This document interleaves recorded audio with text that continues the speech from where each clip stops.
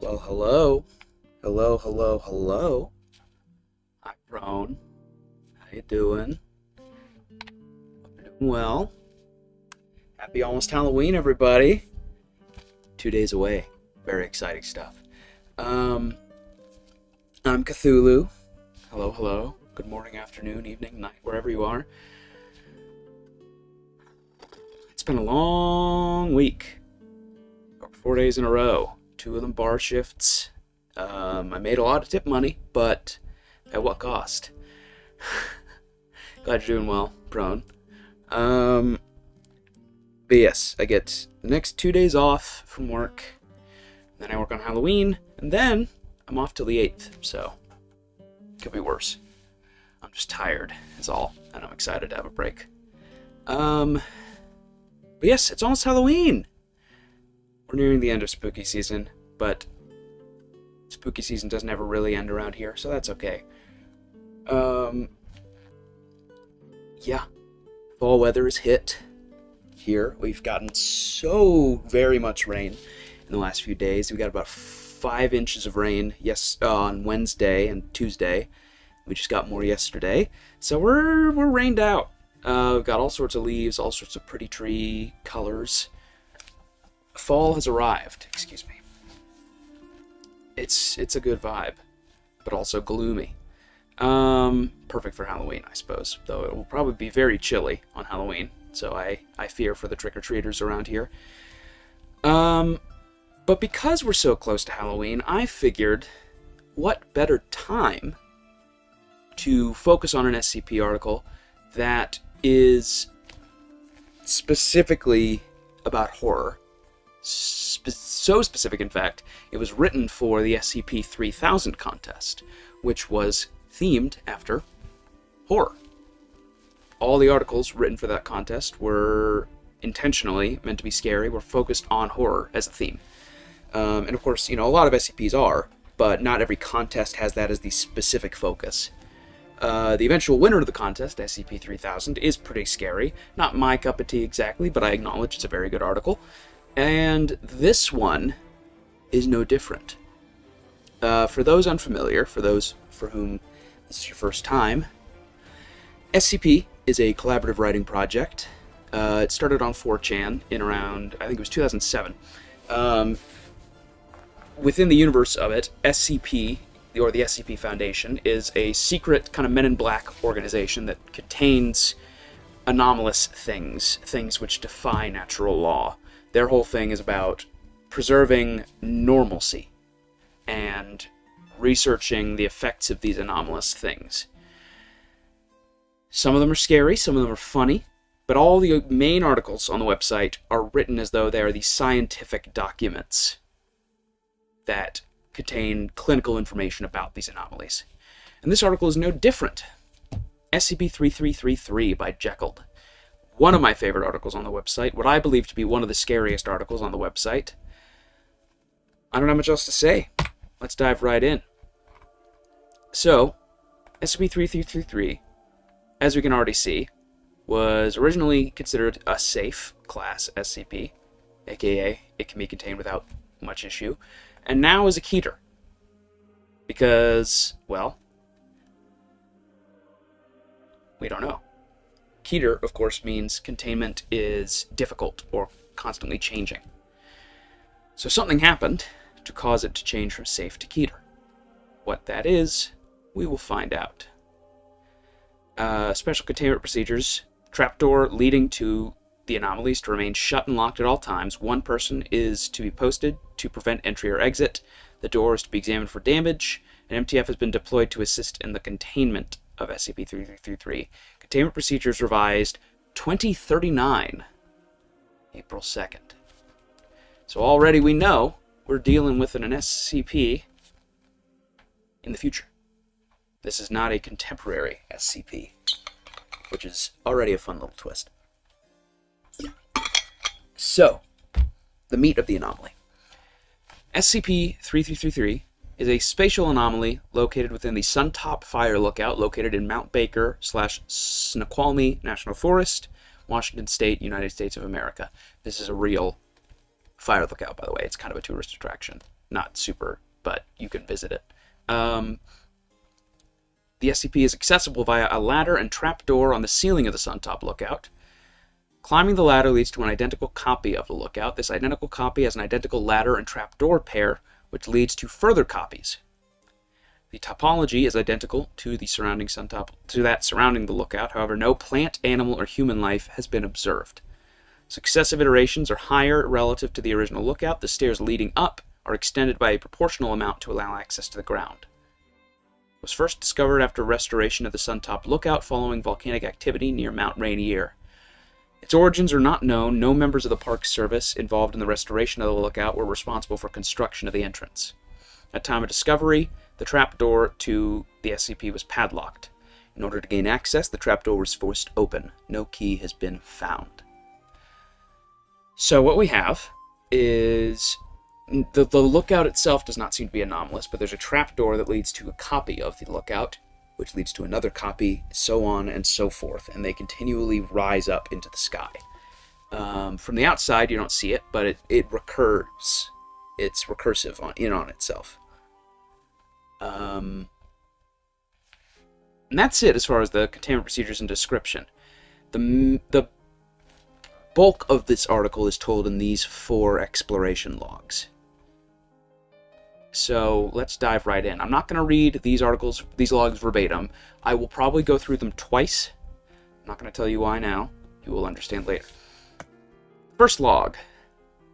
They send a D-class, a disposable person. Most of them taken from death row. They send a D-class with standard issue audiovisual exploration recorders. Please proceed inside. It's, well, I just came from here, but wait, it's empty. Of course, confused why it's recurring, because it's not how anything works. Continues for approximately an hour. I gotta go eat, so I'll be back. Can you give me a resume for when I come back? Yes, I can. Alright, I want to test something. If you don't mind, could you try opening the door and going outside? Okay, doctor. Opens the door. Strong wind immediately blasts into the room. Manages to close the door. It's probably best if you stay inside. There's no change in the interior. They continue for approximately 3 hours. Take a simple multiplication-based test every 10 iterations. No change is detected. I'd like you to take that test again. No change from baseline detected. The D-class has climbed through 184 iterations of SCP-3333, corresponding to approximately 673 meters of vertical gain. While some subtle elevation difference is observable, it is far less than expected. And then the D-class asks about the test, to test how thin the air is. As the air gets thinner, your brain slows down, basically. Am I going to die? No, the test results are the same as they were down here. You're not going up as much as you should. Please continue climbing. Sun sets, make camp and sleep. Continues ascending. Doctor, do you see that? Over there on that peak. Are there people up there? 2 small figures can be seen. They're standing motionless. These figures can only be seen from his perspective. They are not visible from base camp. Are there any binoculars in here I need to see? Give us a good look with the camera too. We need to zoom in. I found it. Base camp attempts to zoom in on the figures. However, the resolution is too low and nothing can be made out. The figures turn around and go behind the ridge. They saw the reflection of the binoculars. They looked right at me. I think one of them pointed. Continues climbing to the 345th iteration. No other figures are spotted. The D-class camps till morning. The next day, the D-class forgets to turn his camera and microphone on until reminded. Shortly afterwards, he expresses feelings of anxiety and unease. You gotta let me come down, Doc. Something's not right here. Something concrete? I don't know, but something's not right. All this writing on the walls, and there's no writing on the walls. Well, I see something, Doc. I don't know what it says, but it's there for sure. Please keep going. Continues ascending, occasionally requesting to be allowed to return to base. All requests are denied. Video footage is analyzed for writing or mimetic agents. None are found. On the 527th level, the topology drastically changes. Multiple copies of the lookout are connected to each other in a grid pattern, accessible through the lookout doorway. There is no natural light and no sign of sky or ground.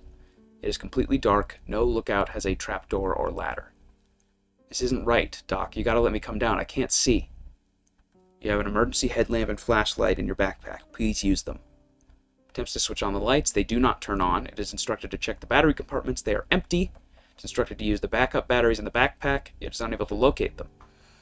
Wait, I think I see something. I see something, Doc. I don't know, it's not right. Let me come down. I gotta get out of here. Did he just turn his recorders off? His camera and microphone cut out simultaneously. Equipment error is ruled unlikely. Due to the circumstances surrounding its disappearance and the possibility of an unknown anomalous object in the upper portion, another expedition is proposed and approved. So basically, D-Class goes in for the first day or so. It's pretty normal. A little confused about stuff. Sees some figures on day 2. Day 3 wakes up and asks to come down because he's scared after not turning his camera and microphone on for a little bit.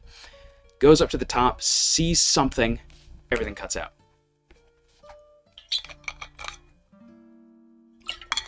Exploration 2! Determine the reason behind the disappearance of the D-Class, locate any anomalous objects located by the D-Class, and identify any anomalous entities present. An MTF goes in. All members were equipped with standard issue survival gear and recording equipment. No special items were deemed necessary. All batteries and backups were triple checked. Mod 1 check, Mod 2 check. They go in. For a while, it's not super eventful. The wind dies down. They enter the room where the furniture's been disturbed. They attempt to mount an expedition outside of SCP-3333. There's no strong wind, and they're able to easily leave. Keep exploring. The topology is identical to that surrounding the Suntop Lookout. No plant or animal life is visible. No humanoids can be seen. The members of the MTF explore for several hours, then reconvene at 3333. No plant life, though. That's strange.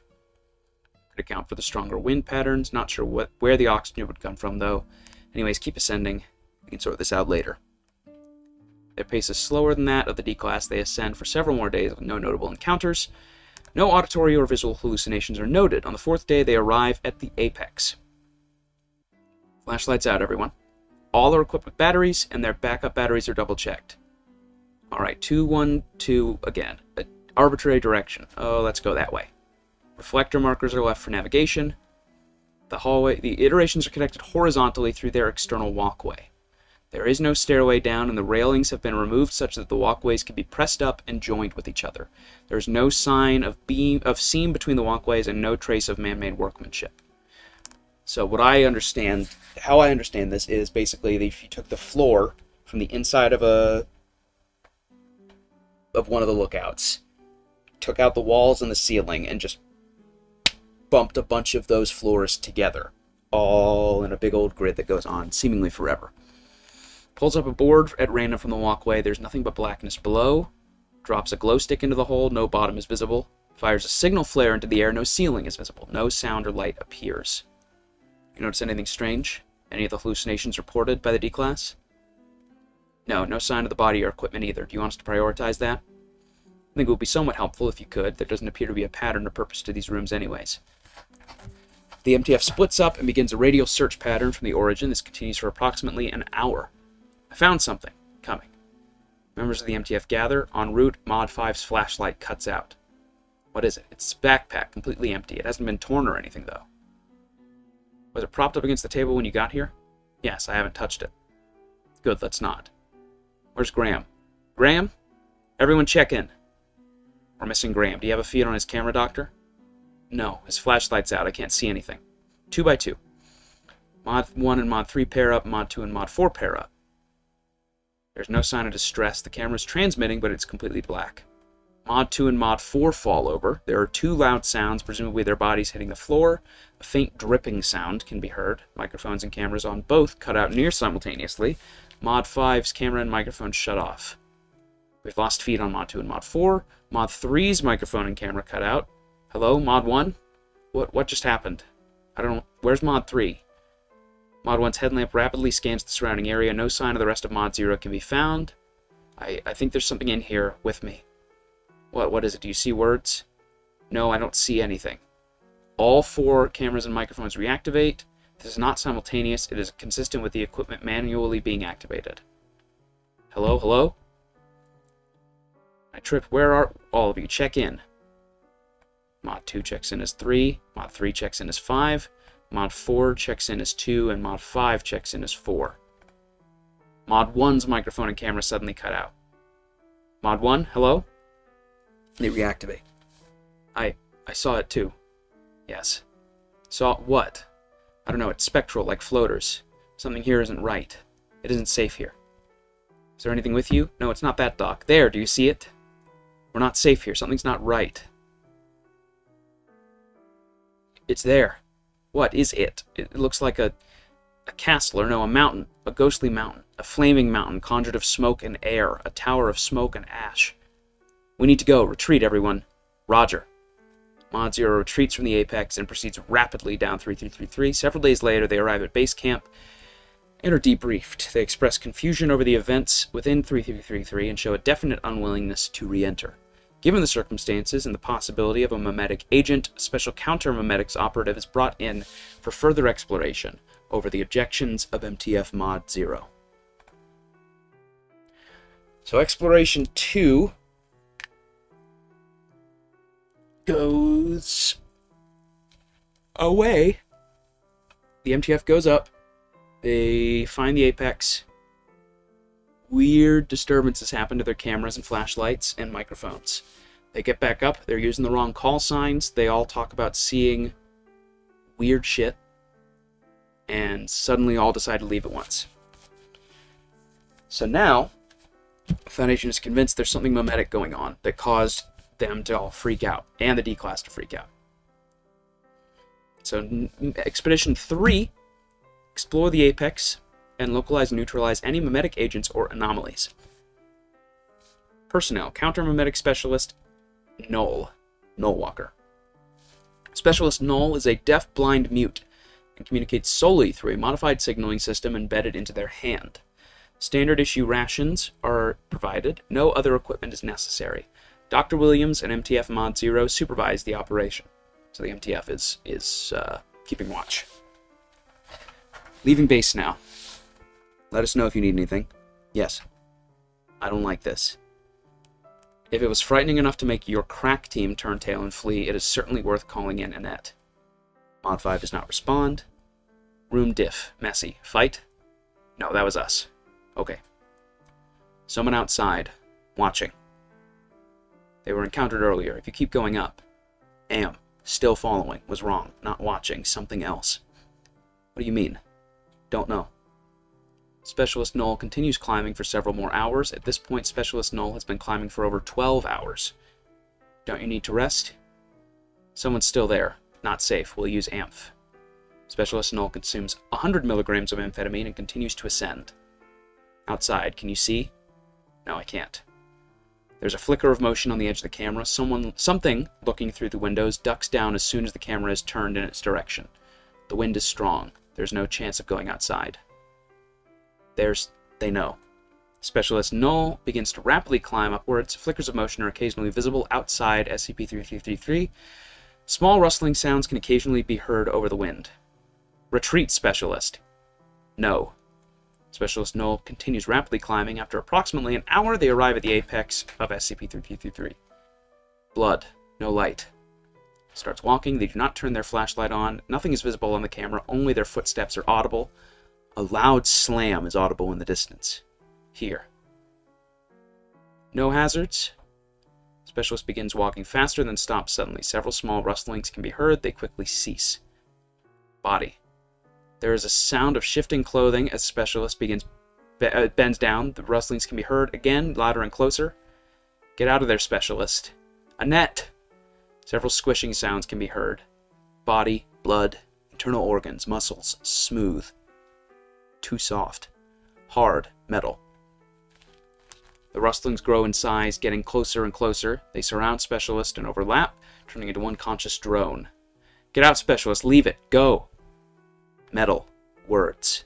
There's a thud. And seemingly their signaling device gets messed up. Annette. Annette! Lights out. Where is light? There is a mountain. I need to come down. Where is the light?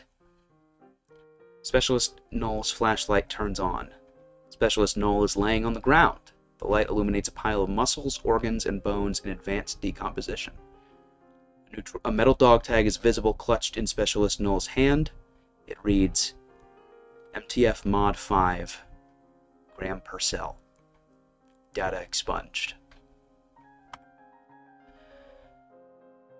So Graham is dead.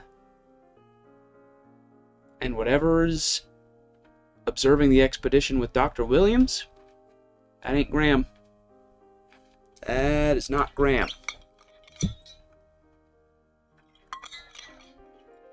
So we get to the final piece here. Data sealed. Message received 2039 April 2nd. Following the events of Exploration 3, the entities inside 3333, hereafter designated 3333-1, killed or impersonated all members present at Temporary Observation Post 3333. No distress signal was sent, and Exploration 3 was not forwarded before its conclusion. The entities maintained the facade of observation and exploration and continually requested manpower and equipment for a period of over 1 month. The ruse was only discovered when a supply assistant managed to send an emergency message before being killed or impersonated. Recontainment teams arriving found it completely abandoned. Over 50 personnel were lost. Given the large number of entities assumed to have been released, including those who did not impersonate a member of the Foundation, the Single-Purpose Task Force Lambda-1, Maxwell's Demons, has been created for the purpose of researching, hunting, and neutralizing instances. Addendum 2. On April 2nd, a coded message was received from Dr. Williams' cellular phone. It did not appear to have been sent from inside SCP-3333, however, the exact location has not yet been identified. The message contained the following log of Dr. Williams, almost certainly as she was fleeing from MTF Mod 0. For completion, this message is included. Reader discretion is advised. Dr. Ardman. So we get to Exploration 4, the final piece of the puzzle. The following was recorded by Dr. Williams on her cellular phone. The footage begins slightly after the end of Exploration 3. Dr. Williams is climbing upwards, camera attached to her side. She's breathing heavily and appears to be running from something. Gunshots can be heard down below. The doctor climbs upwards for approximately 10 minutes, then stops to rest. She props the camera up against a table and blocks off the lower trap door with a chair. She sits down. She's covered in blood, is visibly panicked, and is carrying a handgun. She looks at the camera, begins to speak, then starts crying. She continues crying for approximately a minute, then stops. They got us. It was wonderfully done, just the right amount of vagueness, and who would dare argue with a seasoned MTF deciding to turn tail and run? And of course, I didn't know any of them closely, so who was I to say if there was anything wrong? There's a rattling sound. Someone is attempting to get through the trap door. Williams grabs the gun and points it at the door. Dr. Williams? Dr. Williams, this is MTF Alpha 3. We received a distress call from this outpost. We were attacked by the personnel assigned here. What's going on here, Doctor? Pounding. Let us in, Doctor. Stay back. I'm not falling for it. Dr. Williams, please, we will treat you as an enemy agent if you do not let us in. Stay back. Several fingers emerge through the trap door and begin to lift it up. Williams runs over and stamps on the fingers. There's a crunching sound, and the fingers go completely flat, still trapped in the door. There's a tearing sound as they are pulled back through. Williams fires 2 shots through the top of the door, grabs the camera, and begins climbing again. Dr. Williams climbs for approximately a minute and a half, blocking off more trapdoors as she goes, then stops to vomit and cry for about 10 minutes. Following this, she continues to climb non-stop for over 12 hours before collapsing. She remains unconscious for around 2 hours, then wakes up screaming. I am still here. I'm thirsty. I wish I'd grabbed a kit. It begins to rain outside. Williams starts laughing. She props up the camera, then goes outside and attempts to drink. After a short period of time, she spits and comes back inside. It's salty. It's raining salt water. There's a knock on the door. She immediately stops and pulls out her gun. She's breathing heavily and her hands are shaking. There's another knock, this time on the other side of 3333. She turns around. The D-Class is standing at the door. He's extremely emaciated and is leaning against the door. His skin is dry, cracked, and ulcerated, falling off in places almost. He attempts to open the door. There is a simple knob lock on the door. He cannot open it. Let me in, Doc. Get back. Backs away from the door and points her gun at the D-Class. He continues rattling. Please, Doc, let me in. There's no water out here. You're not. He never called me Doc, not once. There is silence.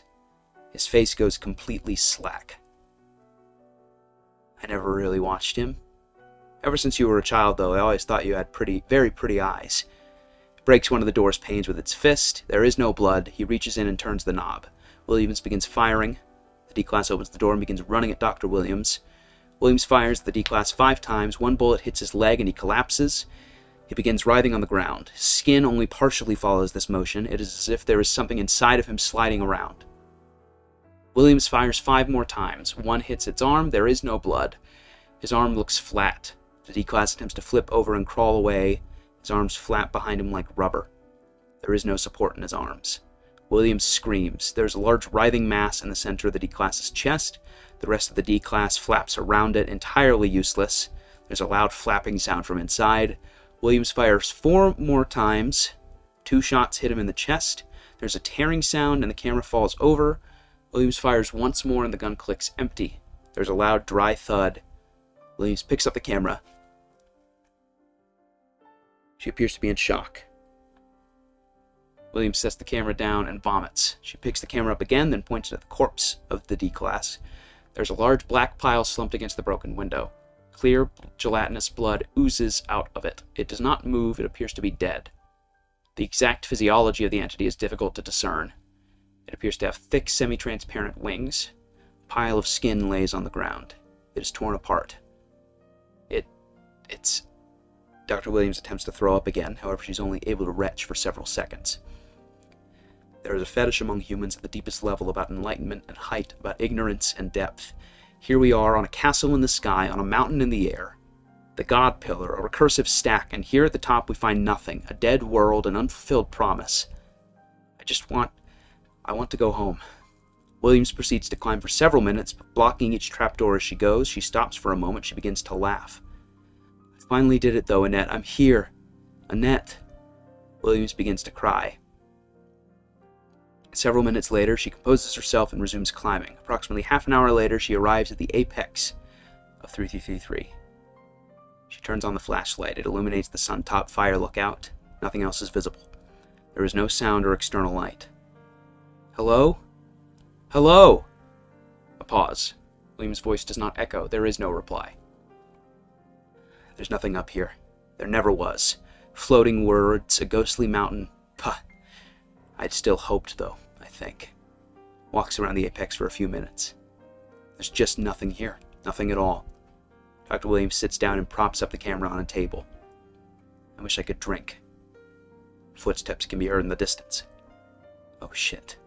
The footsteps get closer. They are uneven and rough, heavy feet slamming with each step. Occasionally they stop, and there is a wet thunk as the person hits furniture or a wall. No. The body of Specialist Knoll slumps into view. The flesh is unevenly stretched, lumpy and disfigured. Patches have fallen off, showing nothing but the writhing body of the thing inside. The head hangs limp and flops down onto the chest. The overall body moves jerkily, with little sense of purpose or direction. Williams retches, apparently from the smell. Annette! The entity staggers into the room. Williams steps back and away, knocking over a chair. The entity swivels to look at the direction of the vibration. Something enters the head. It gains structure and form and stands up. There are scratches around the eyes and ears. The entity attempts to vocalize. A wet, gurgling sound comes out. Annette! Williams begins sobbing. The entity removes structure from its head. Its internal structure collapses completely, and the head falls back. Williams raises her gun and attempts to shoot the entity. The gun is empty. Williams still attempts to shoot. The gun clicks. Williams continues sobbing. The gun continues to click. Williams drops to her knees and drops the gun. The entity gets closer. It has trouble walking, has trouble moving. It staggers, lumpy and misshapen. The torso of Specialist Knoll writhes. It is as if something is tangled in a sheet trying to get out. Sorry. There is a tearing sound. The flesh of Specialist Knoll rips. It is difficult for the entity inside. The skin is tough, and the interior layer of fat does not want to give way. A barbed stinger shoots out through the tear and punctures Dr. Williams' skin. Williams collapses.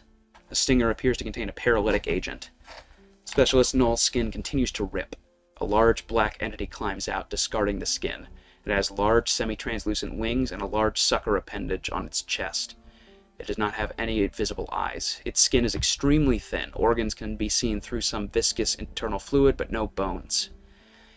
It approaches Williams, making a rustling sound with its wings as it moves. It reaches Williams, it thrusts its appendage into the wound. There is a sucking noise and a dripping sound. Chunks of semi-liquefied organs and bone emerge from the back end of the entity, sucked out entirely, until there is nothing but an empty sheet of skin. The entity, still attached to the skin, contorts its body and slips into the wound. The skin jerks as the entity fits into it. The skin fills out into the form of Williams. The entity stands up. The entity turns off the camera. Log end. And that is the end of the article. That's it. So, what we have here is a group of anomalous body snatchers, as opposed to non-anomalous body snatchers, I guess, who basically lead the Foundation on a wild goose chase in order to get them to send people up so that they can snatch them as well. As early as Exploration Log 1, now that if you know the twist, you can go back through and read and you'll notice things. Rests and eats, there's all these different details. Obviously, the entities spotted the D-Class. D-Class goes to sleep, and the next day, the D-Class forgets to turn his camera and microphone on until reminded. And as soon as that happens, it wants to come down, because, well, by this point the D-Class has already been taken. The D-Class has already been snatched. It was being snatched during that time when its camera and microphone were off. And now it's going up, and it decides to create a distraction, or some sort of misleading. The D-Class cuts out. Due to the possibility of an unknown object, another expedition is proposed. Everything these creatures do, everything they are trying to do is to trick the Foundation into sending more bodies up, to allow them to take them and reemerge into our world. Because it seems the world that they come from is ruined. It rains salt water. There's no plant or animal life. They mention a volcano. They mention that they discovered 3333 after volcanic activity near Mount Rainier. Presumably, these things are from a world where that volcano caused some sort of ecological disaster.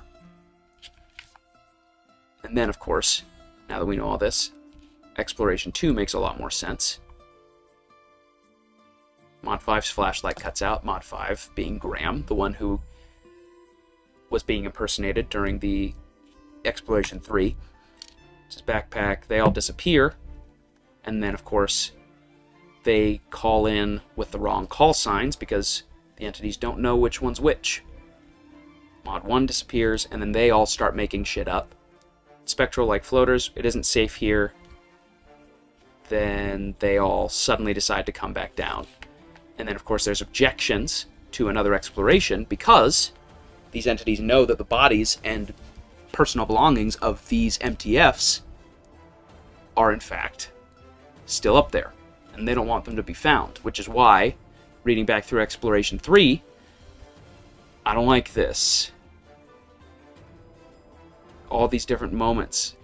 They know, retreat, specialist. Get out of there, specialist. Get out, specialist. Leave it, go. All these moments of the person formerly known as Graham trying to get Annette to go back down because it knows it will be found out if Annette explores too much, which of course eventually it is.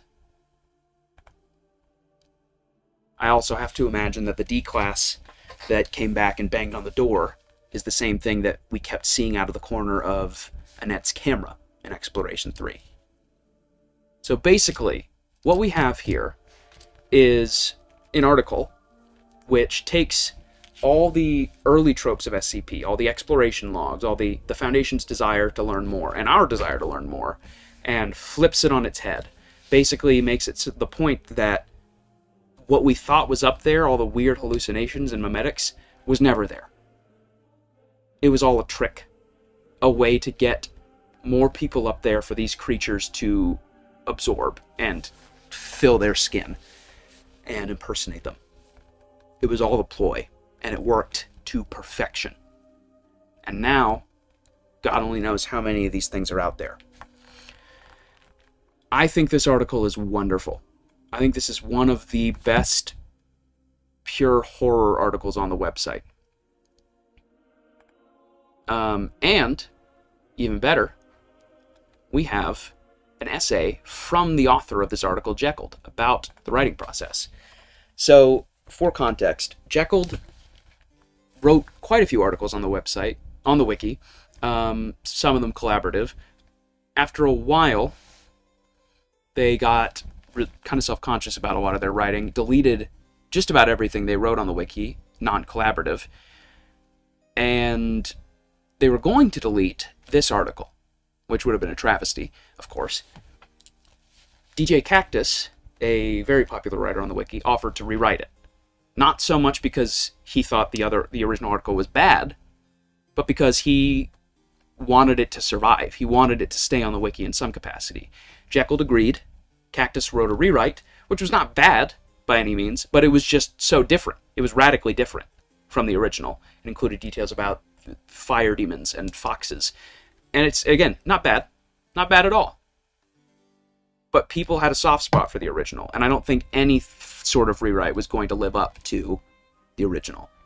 It's not Cactus's fault. Cactus did the best he could, and I think he was purely doing it from a place of wanting to keep the article alive, and I respect that.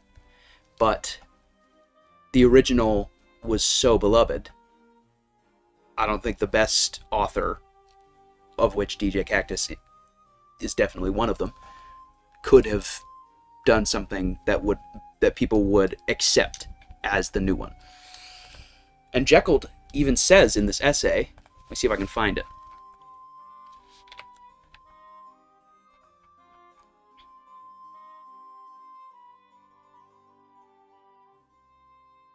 Let's see.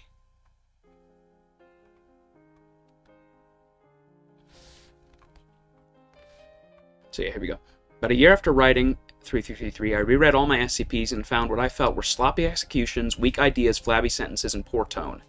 Faced with it, I made the difficult decision to delete all of my original articles, co-authored, rewritten, and articles that other stories relied on I left up. However, 3333 was popular enough to make deletion difficult. I felt a rewrite at the very least was in order, but at the time I did not feel competent to do it.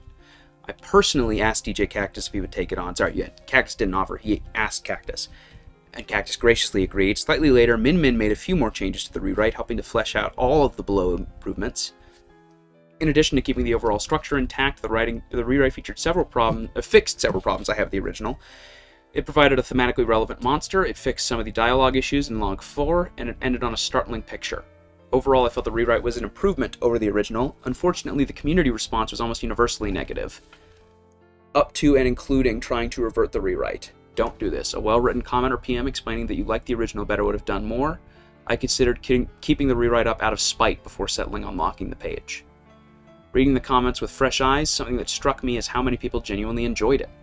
And so I ate crow, asked DJ Cactus and Min Min for permission, and reverted to the original article. While there are still areas for improvement, any changes I make in the future will be much closer to the original essence of the article. For good or for ill, I seem to have written something that people enjoy.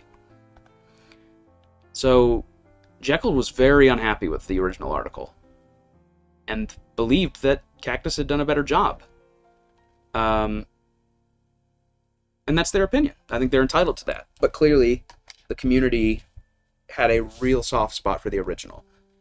And it was enough to eventually prompt Jekeled to revert it, with Cactus and Min Min's permission. Cactus has talked about, it was difficult getting a lot of that criticism, which is understandable, because I don't think Cactus wrote a bad article. Cactus doesn't write very many bad articles. Most of Cactus's articles are great.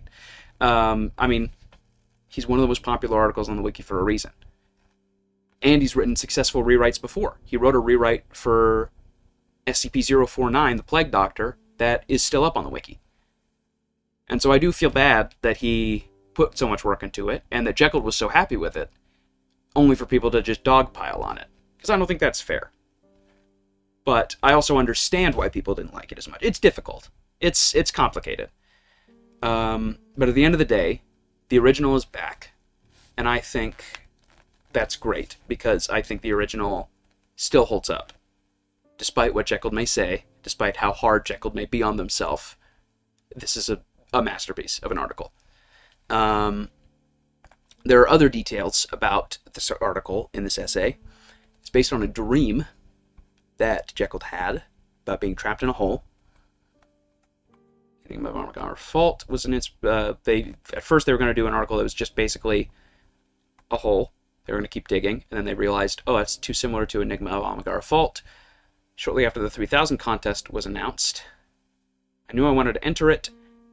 I brushed off the people returned from a deadly situation idea and took a closer look. Made a lot of sense, both as a horror tactic and a subversion. Their most basic exploration logs are expected to end with someone dead. Interestingly enough, the original 087 is an exception to this. The first 2 D-class survive, though one is catatonic.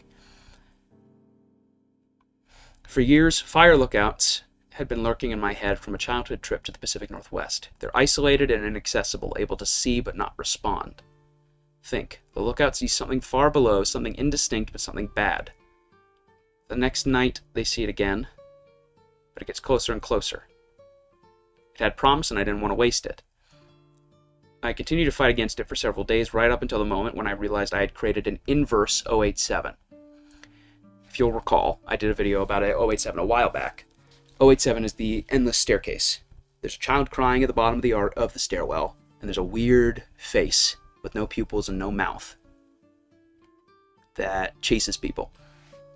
Some ideas just work, and part of writing is knowing that. 087 was the article that originally got me into the site through the original game and its sequel. A few months before that, I'd read an unofficial Exploration 4 log by DJ Cactus and had some issues with it for reasons that will be discussed shortly. This offered a chance to do my own homage and update to one of the site's most popular articles, all without needing to touch the original. There was precedent for it, too, in the form of Jorik's Iris quasi-reboot. Don't worry about it. Not important. More important, basically, someone took the idea of one article, turned it into its own article, so that the original can stay, but they can do their own thing with it. That's all you need to know. Most importantly, once I'd realized what I could do, the whole structure of it fell into place. Most of these have been pointed out by other people, but I'm going through the similarities to be thorough. Since it's an updated 087 homage, it needed to have a full, unexpunged Exploration 4. This log needed to recontextualize the 3 explorations that came before, have implications that necessitate redaction and or concern, and most importantly, be truly, genuinely horrifying. That original people returned from the whole idea fit in almost too well here. You have this 087-like anomaly that people return from, alive and well, apparently. In 087, you descend a staircase. In 3333, you ascend a ladder. Since 087 has no visible end, 3333 must end in a peak of some sort. But it doesn't end in a peak. Some people have trouble visualizing what's actually going on. It is a tower or mountain, but upside down. The top is actually the base, built of nothing but fire lookouts, extending off into the distance, buried in something black and final. The body is again built of fire lookouts laid on top of one another in parallel dimensions, hundreds of copies slowly but surely coming down to touch the ground. This is why each ascent slowly gets higher and higher. Each new lookout is built on the last. 087 has an extremely and needlessly convoluted electromechanical lock on the door with mission-critical technical specs redacted for no apparent reason. It's notable in Series 1 for its restraint. And then there's very long annotations. As a side note, I love the foam noise padding on the inside of the door. Such a pragmatic solution to a problem. The foundation is incomprehensibly Byzantine, yes, but it doesn't have to be needlessly so. The facilities and maintenance of large organizations, not important. Anyway, actually, let's talk about why soundproofing not important either. Has a padlock on it, which can mean several things. Either intent matters more in locking the lookout than the physicality of it, or the Foundation doesn't really believe there's anything left that wants to get out. 087 takes place in the dark. There are no lights in that stairwell. 3333 takes place, for the most part, in broad daylight, with only the base of the tower being unlit. More than that, the fire lookout's intentional wide field of view is directly antithetical to 087's strict claustrophobia. This visibility is used to incorporate more of the outside world than 087, with figures on neighboring ridges and hints of a sterile wasteland.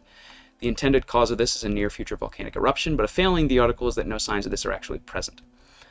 I don't think that's a failing. Jekeled, you're fine. You can be a little easier on yourself. The doctor in the exploration logs of 087 is black-boxed and clinical to the point of absurdity. When someone is running in blind panic from a floating face, instructing them to stop will not work. 3333's doctor is named, treats the D-class with some measure of humanity and respect, and becomes the protagonist of the story. The D-class in 3333 is, while not humanized as much as William, still given some measure of courage, volition, and intelligence. After he dies, however, he turns into the stereotypical D-class, coarse, cowardly, and colloquial. He even switches from Doctor to Doc, a tick also used by the Exploration 2 D-class in 087. This was completely coincidental, but I'm taking credit for it anyways. In 3333, the Foundation sends in increasingly skilled explorers. While it works out badly for them in this specific case, overall the strategy makes more sense. Send in your expendable force first to see if there's anything dangerous. If they're unable to understand what's going on inside the anomaly, send in a more skilled MTF able to defend themselves. If that fails, call in the heavy-hitting specialists. 087 technically achieves this by having the first D-class be an ex-researcher, another Series 1 cliché. All of these details popped almost fully formed out of what 087 did.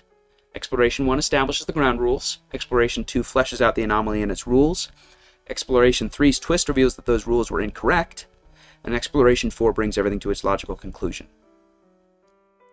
Exploration 1, the D-class is killed and replaced about halfway through. As soon as the D-class is replaced, they switch to the Doc speech pattern and begin agitating to return to base camp. Since the D-class is actively trying to sabotage the expedition, I can have a bit more fun with exploration log cliches. Instead of the light and cameras mysteriously malfunctioning at exactly the right time, the D-class can just remove the batteries from the lights and disconnect the camera at the perfect time.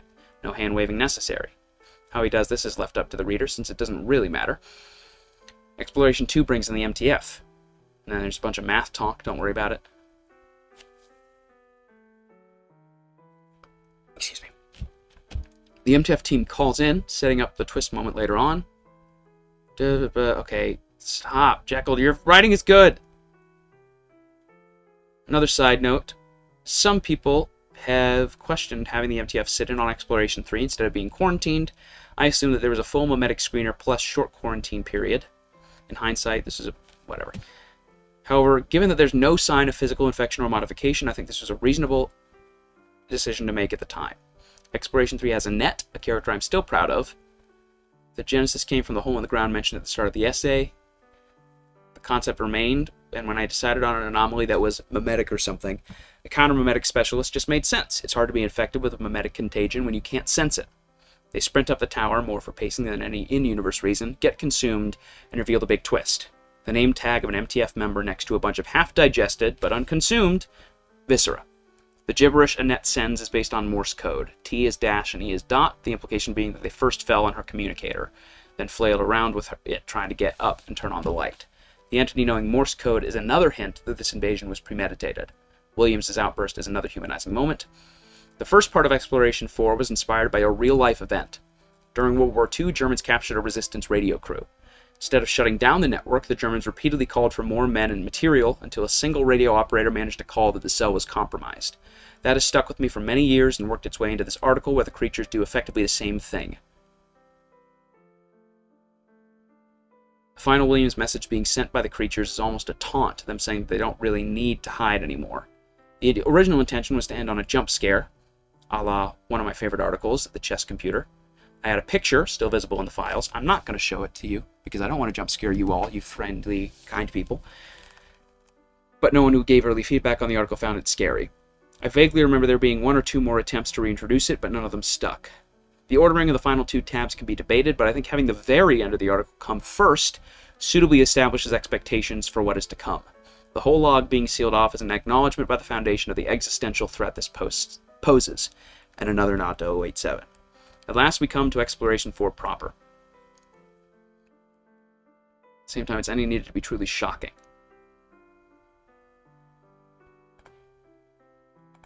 I knew that people were being replaced. Somewhere during the writing of this, I had decided that the creatures would physically wear the skin of the victims. There are, to the best of my knowledge, no examples of this occurring in nature, though there are a number of things that almost do this. I've always been interested in parasites that eat their way out of their host organism. Here, I decided on a parasite that sucks the interior out of the host. What would be necessary to achieve this? Well, some sort of long proboscis. In hindsight, that is... The exploration, I try to bring back as much from the previous explorations as possible. First, we see a compromised task force member trying to pass themselves off as a rescuer. We get a hint of the mechanism of action here with the fingers flatting out, as well as confirmation that everyone remaining has been compromised. Next, we see Williams try to drink rainwater. It's salty, and she realizes that the world is truly dead. Then we see the D-class. The eyes lined up. Finally, Williams gets to the top. I like the implication that the lookout is stranger than the creatures that inhabit it. There's some dialogue that builds more history between Williams and Annette. There's a bit too much of Williams saying single reaction. Annette's brief appearance is great. Williams breaking down. The description here completely drops clinical tone, but I would trade tone for visceral impact again in a heartbeat. The word entity is overused here. Overall, the log is more effective than I thought at the time, though not for the reasons I expected. I think the shock of the reveal in the writing carries the log, not the entity's thematic resonance or logical consistency. Structurally, the decision to end with the log and not the after-action summary was the right decision. A few months ago, I listened to an audio read-through on YouTube. I left it stunned and slightly sick, and I think that's as good as you can ask for when writing horror. After writing this essay, some things stick out to me. 087 has aged much better than many contemporary Series 1 articles. It could use a rewrite of the containment procedures and description to fix sloppy clinical tone and phrasing, but its overall popularity is well-deserved. I agree. 087's exploration logs are ugly. I didn't mention this above, but they are not pleasing to read. The format used in 3333 logs at least fixes the black boxes and spacing, but I still think the site needs a pleasing standardized exploration log format. One of the hardest parts of an SCP format is knowing just what to put in. A solid structure can salvage an article almost independently of its content. Even ideas that can seem well-trod, in this case body snatching / skinwalkers, during the writing I did not consciously think of either of those things, can feel fresh when approached from a different perspective. There may not be anything new under the sun, but even a known idea written from a new perspective can be interesting. Explorations 3 and 4 almost single-handedly carry it. Breaking tone / style can work if it is effective. About a year after writing... Yeah, I read this part already. Okay, so that's 3333. What I believe to be a very, very, very, very good article. I think it's, in fact, one of the best on the wiki. It's such an effective piece of horror. And I think it just... It's...